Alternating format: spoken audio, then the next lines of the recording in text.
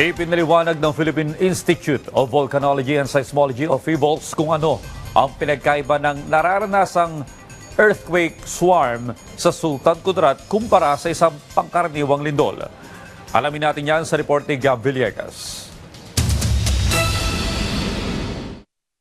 Patuloy na bumababa ang bilang ng naitatalang tremor o pagyanig kada araw ng Philippine Institute of Volcanology and Seismology o PHIVOLCS buhat na magsimula ang earthquake swarm sa katubigang sakop ng Sultan Kudarat noong January 19. Sinabi ni PHIVOLCS Director Dr. Teresito Bacolcol na aabot na lamang sa 100 ang kanilang naitatalang lindol sa loob ng isang araw. Noong January 28 naman naitala ng PHIVOLCS ang pinakamaraming pagyanig sa loob ng isang araw na umabot sa 800. Ayon pa kay Director Bacolcol, ang bawat pagyanig ay dapat pa ring ikabahala at dapat paghandaan. Noong January 28, naramdaman ang pinakamalakas na pagyanig na umabot sa magnitude 5.9.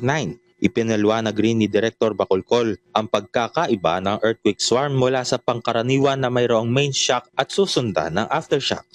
So dito sa swarm na na-register natin since January 19, it's different. There is no single dominant event.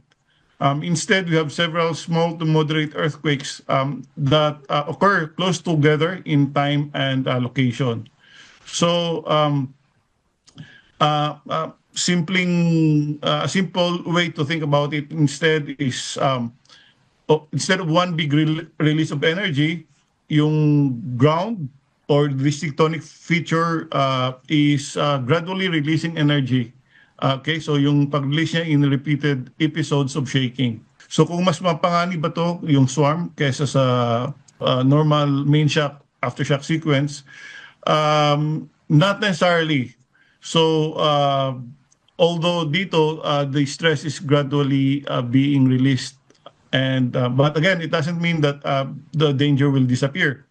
So each earthquake can still be felt and can still be a cause of concern, which is why palagi natin sinasabi sa ating mga kababayan, preparedness remains important throughout the swarm.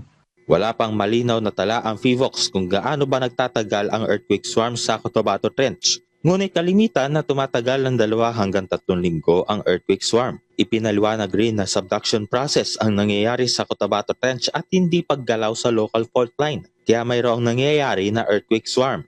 So yung Celebesi natin is being subducted sa ilalim ng Mindanao Island along the Cotabato Trench. So yung current earthquake swarm reflects itong stress adjustment along the trench system and the subducting plate. Kahit na tumama ang magnitude 5.9 na lindol noong January 28, hindi ito sapat para makapag-trigger ng tsunami. Para magkaroon ng tsunami, kailangan umabot ng hindi bababa sa magnitude 6.5 ang lindol at dapat mababaw ang depth ng lindol. Maaari namang magpaguho sa mga kabahayan na mayroon ng pinsala ang tuloy-tuloy na pagyanig.